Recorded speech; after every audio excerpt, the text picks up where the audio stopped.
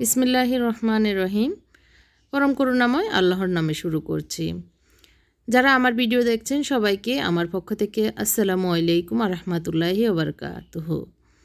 এখন হচ্ছে বিকেলবেলা। আমি গতকালকের ব্লগে বলেছিলাম আমার মেহমান আসবে রাতে সন্ধ্যায়। তো দুপুরে তো আমার ভাইয়েরা এসে গিয়েছে। তো রাতে যেহেতু আসবে একটু বিকেলে এখন একটা কেক মালাই বানাচ্ছি। তো এখানে 1 কাপ আমি টক দই নিয়েছি আর 1 কাপ চিনি পাউডার নিয়ে নিচ্ছি আর কি। আইসিং সুগার যাকে বলে ব্লেন্ডারে ব্লেন্ড করে নিয়েছি আর দিয়ে দিয়েছি একটু লবণ। ভালো করে মিক্স করে নিচ্ছি এটার সাথে। আর এটার সাথে 1/2 কাপ তেল দিতে হবে। তো আমি আসলে ভুলে গিয়েছি এখন তেল দেওয়াটা লাস্টে দিব। তো এইভাবে এটার সাথে এই মানে টক দই আর চিনির সাথে 1/2 কাপ তেল মিক্স করে নিলেই ভালো হয় আর কি। অসুবিধা হবে না লাস্টে দিলেও, তারপরেও একসাথে মিক্স তরলগুলো হয়ে যায় আর কি। এখানে দিয়ে দিচ্ছি 1.5 কাপ আমি ময়দা। তো বিকেলে একটু যেহেতু আসবে নাস্তা তো লাগবে। এখানে আধা চামচ বেকিং সোডা, আধা চামচ বেকিং পাউডার দিয়ে দিয়েছি। তো আমি এই নাস্তাটা আজকে বানাচ্ছি, অন্য কিছু যায়নি। এটা ঝটপট হয়ে যাবে আর বেশি সময়ও লাগবে না এই কারণে। তারপরে একটু মুরগির মাংস রান্না করব, ডিম সিদ্ধ করব, চিংড়ি মাছ রান্না করব, মানে ভুনা করব আর কি।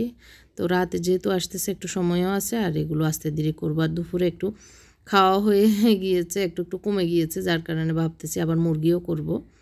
তো যাই হোক, এখন দেখি রান্নাঘরে এসেছি, প্রথমে নাস্তার আইটেমটা শুরু করে দিয়ে তারপরে অন্যগুলো করে নিব। তো আমি এদিক দিয়ে একটা পাতিলে 1.5 লিটার দুধ দিয়ে দিয়েছি। এটা আস্তে আস্তে হচ্ছে আর এখন 2টা এলাচ দিয়ে দিয়েছি। একদমই মানে অর্ধেক করে ফেলবো, আধা কেজির মতো করে ফেলবো এটা শুকাতে। তো একটু ফুড কালার, অরেঞ্জ কালার দিয়ে দিয়েছি। ভালো করে মিক্স করে নিলে দেখতে ভালো লাগবে, একদম মালাইয়ের কালার হয়ে যাবে এই কারণে। আর যে ডোটা আমি করতেছি সেটাতে আমি একটু দুধ দিয়ে একটু পাতলা ডো করে নিব। তো এর আগে আমি দুধটা ঠিক করে নিচ্ছি, কারণ বেশি সময় লাগবে না। আর দুধটা আর একটু মানে হয়ে যাওয়ার পরে অনেকক্ষণ সময় লেগে এটা শুকাতে হবে জাল দিয়ে মিডিয়াম আগুনে। এখানে আমি 5-6 চামচ চিনি দিয়ে দিচ্ছি।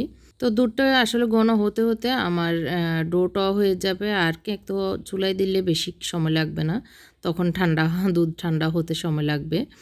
তো এই কারণে দুধটাও পাশাপাশি বসিয়ে দিচ্ছি ডোটা তৈরি করতে। এখানে আমি দুধ দিয়ে ডোটা একদম বেশি পাতলাও করছি না, আবার বেশি গাঢ়ও রাখছি না, এরকম করেই করে নিচ্ছি। আর আধা কাপের মতো আমি তেল দিয়ে দিয়েছি। তো এখন সবগুলো একসাথে ভালো করে মিক্স করে নিচ্ছি। তো মিক্স করে আমি এই কড়াইতে সরাসরি দিয়ে দিব। তো আসলে ওভেনও লাগবে না, আরেকটা পাত্রও লাগবে না, সরাসরি আমি এই কড়াইটাতেই ডো করছি। এই কড়াইটাতে চুলায় বসিয়ে দিব একদম ডিমি আছে একটা তাওয়া নিচে দিয়ে। তো ঝটফট হয়ে যাবে। আর নাস্তায় আমি আজকে ভেবেছি এই কেকটা দিব, যেহেতু রাতের খাবার বেশি করে জিনিসপত্র তৈরি করছি। তো রাতে আর বেশি কিছু মানে নাস্তা বেশি খেলে খাবার খেতে পারবে না, এই জন্য তো কেক বানাচ্ছি। আর ফ্রুট দিব আর একটু পাস্তা করে নিয়েছি।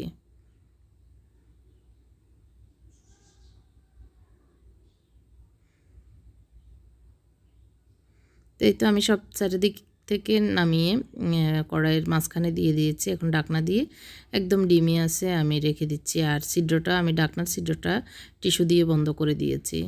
তো এদিক দিয়ে আমার দুধটাও মোটামুটি এই যে কমে এসেছে। আর বেশি একটা জাল দিব না, আর মানে আরেকটু শুকালে তারপরে নামিয়ে নিব আর কি। এদিক দিয়ে লাস্ট পর্যায়ে আমি একটু কাজু বাদাম ভালো করে গুঁড়ো করে কাজু বাদাম দিয়ে দিয়েছি দুধটাতে, মালাইটাতে আর কি। এই যে মোটামুটি ঘন হয়ে গিয়েছে, আমি এখন নামিয়ে নিব। এদিক দিয়ে আমি কেকটা চেক করে নিচ্ছি, কেকটাও হয়ে গিয়েছে। মানে দুধটাও কুসুম গরম আছে আর কেকটা হয়ে গিয়েছে। এই যে আমি দেখাচ্ছি, একটু লাগা নাই, মানে কাঠির সাথে যদি আটা লেগে থাকতো তাহলে হয়নি, বোঝা যেত আর কি। তো এদিক দিয়ে আমি আসলে মাটির পাত্রটাতে নিতে গিয়ে কেকটা এত সফট হয়েছে যে ভেঙে গিয়েছে। তো মানে একটু ছোট পাত্র, এই কারণে একটু ছড়ানো পাত্র নিতে পারলে ভালো হতো আর কি, তাহলে ভাঙতো না। তো যাই হোক, এমনিতে অনেক সফট, খুবই নরম হয়েছে। আর ডিম ছাড়া এই কেক এইভাবে বানালে খুবই টেস্ট হয়, টক দইয়ের একটা ঘ্রাণও আসে। তো আমি একটু কাঁটা চামচ দিয়ে গেঁথে দিচ্ছি যাতে ভিতরে মালাইগুলো ঢুকে।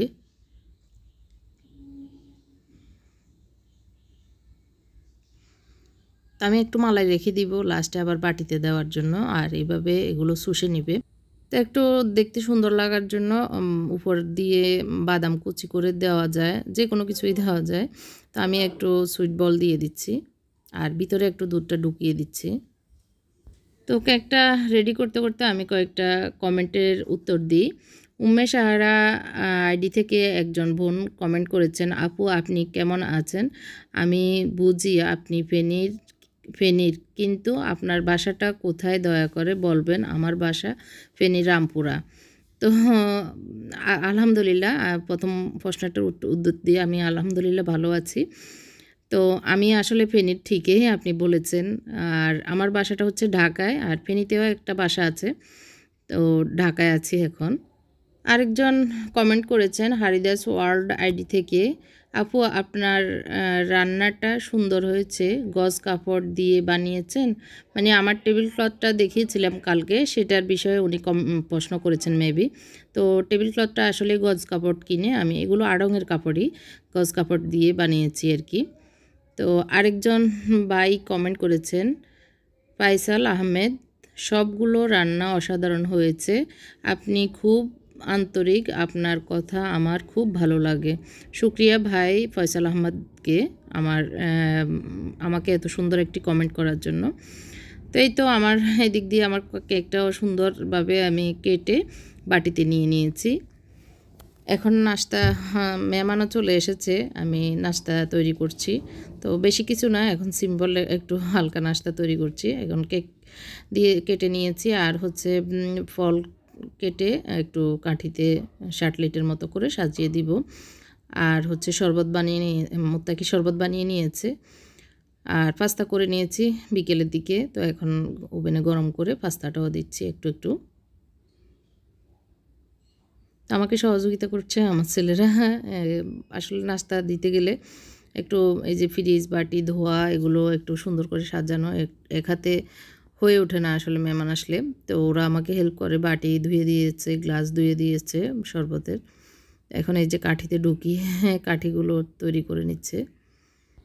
আরেকজন বোন প্রশ্ন করেছিলেন, আমার যে চুলার মাঝখানে একটা স্পুন রাখার, স্পুন রাখি, সেটা কোথা থেকে নিয়েছি? তো আসলে উনি হয়তো নতুন আমার চ্যানেলে এসেছেন, আগের থেকে যে আমি বলেছি সেটা হয়তো জানেন না।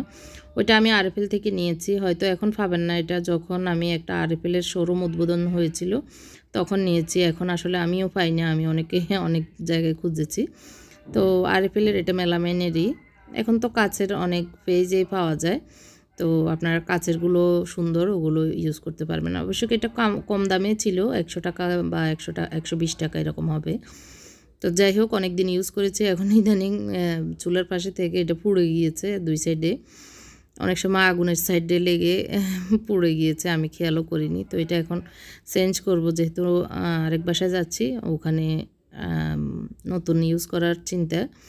তো যাই হোক, এখন নাস্তা হুলস্থুল করে নাস্তা রেডি করছি। এখন মোত্তাকি আসলে কাঠিতে কিছু আঙ্গুর দিয়েছে, আর কিছু আমরা ফ্রিজে এমনি দিব যাতে নিয়ে খেতে পারে। তো আমি শরবতগুলো ঢেলে নিচ্ছি, আর হচ্ছে সব ফ্রিজগুলো দিয়ে দিয়েছি।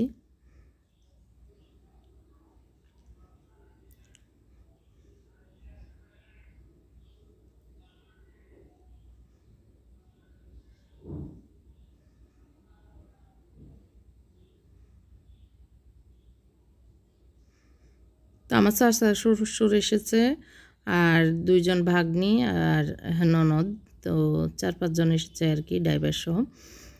তো আবার হচ্ছে আমার আরেক ননদের জামাই আসবে, মানে দুলাভাই, উনি একটু পরে আসবে। তো আসলে ওনাদেরও একটু কাজ ছিল, আমার ননদটা চলে যাবে, তো ওর সাথে কিছু কাজ ছিল এদের ভাই বোনজামাস, তো একসাথে বসে ওদের কাজগুলো সারবে এই আর কি। তো ওখানে ড্রয়িং রুমে আসলে দিতে অসুবিধা হচ্ছে, তাই ডাইনিং টেবিলে নাস্তাটা দিয়ে দিয়েছি। তো আসলে রাতের খাবারটা কথা বলতে বলতে খাবার দিয়ে দিয়েছি, সবাই খেয়েও নিয়েছে। এখন যাওয়ার টাইমে আমি একটু মনে হলো, আসলে যখন কেউ আসে মনেই থাকে না শ্যুট করা, ভিডিও করা। তখন তো একটা অন্যরকম কথাবার্তায় চলে যায়, ব্যস্ততায় চলে যায়। তো আমি যে খাবার দিয়েছি বা খাবার কী কী তৈরি করেছি সেটা আর শ্যুট করার মতো সময় নেই। আর মেহমানের সামনে আসলে কোনো কিছু ভিডিও করতেও খুব লজ্জা লাগে। ওরা তো আর জানে না আমি যে ব্লগ করি। তো এখন আমি সকালবেলা নাস্তা তৈরি করছি, একটু লাল আটার রুটি আর গরুর গোশত দিয়ে খাবো, কালকের গরুর গোশত আছে। আসলে আমার চাচা শ্বশুরও মানে ওপেন হার্ট সার্জারি রোগী, আবার হয়েছে ডায়াবেটিস, আরও অনেক রোগ, ওনারও অসুস্থতা, তো বেশি একটা খায় না। আমার ননদও বেশি খাইতে পারে নাই, তো যার কারণে সবই থেকে গিয়েছে। রাতে ওগুলো গুটিয়ে রাখতে রাখতে মানে অনেক রাতও হয়ে গিয়েছে। আর আমিও সারাদিন কাজ করতে করতে একদম টায়ার্ড হয়ে গিয়েছি, আর ক্যামেরাটা অন করার মতো মন মানসিকতাও কুলায়নি। তো সেই কারণে রাতে সব গুছিয়ে শুয়ে পড়েছিলাম আসলে। এখন সকালে উঠে একটু আটার রুটি বানাচ্ছি গোস্ত দিয়ে খাওয়ার জন্য। তো আমি প্রথমে আটাগুলোকে ভালো করে মুথে নিয়েছি, মুথে নরম করে রেখেছি যাতে এগুলো নরম সফট থাকে শেষ পর্যন্ত আর কি, রুটি বেলার শেষ পর্যন্ত।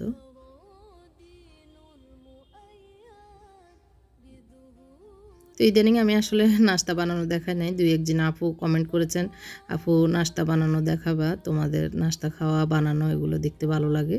তো এই জন্যই আজকে ভাবলাম যে দেখাই।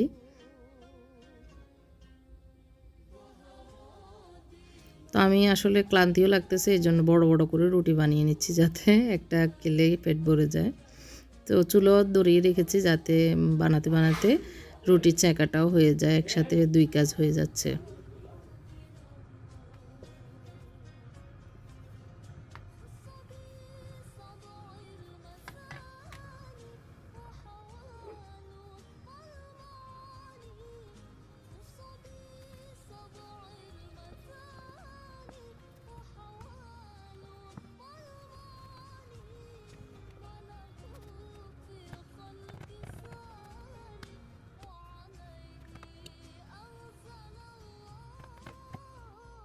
আজকে আসলে ১৪ তারিখ পার হয়ে গিয়েছে। হ্যাঁ, ঘরের কাজ এখন ফাইনালি শুরু করতে হবে। একটু একটু করে এগিয়ে রাখছি। তারপরেও আগ থেকে যদি আমরা কাজ শুরু করে ফেলি তাহলে কষ্ট কম হবে। তো আমি চেষ্টা করব ঘর গুছানো, বাসা চেঞ্জের কিভাবে সহজভাবে করতে হয় সেটার একটা টিপস ভিডিও দেওয়ার। আপনারা কি মনে করেন এটা দেওয়া উচিত কিনা বা আপনাদের উপকার আসবে কিনা আমাকে কমেন্ট করে জানাবেন। আমি চিন্তা করতেছি আর কি এরকম একটা ভিডিও হলে একটা মানে সুন্দরভাবে গুছানো একটা ভিডিও হলে মনে হয় আপুদের উপকারে আসতে পারে। তো রুটি বানানো শেষ, চেকা শেষ, এখন আমরা টেবিলে যাচ্ছি, খাবো আমরা ২ জন, ওরা এখনও ঘুমাচ্ছে। তো কমেন্ট করে জানাবেন আজকের ভিডিওটি কেমন হয়েছে। সবাই ভালো, আল্লাহ যেন ভালো রাখে সেই দোয়া কামনা করে আমার ব্লগটি শেষ করছি। আল্লাহ হাফেজ, আসসালামু আলাইকুম।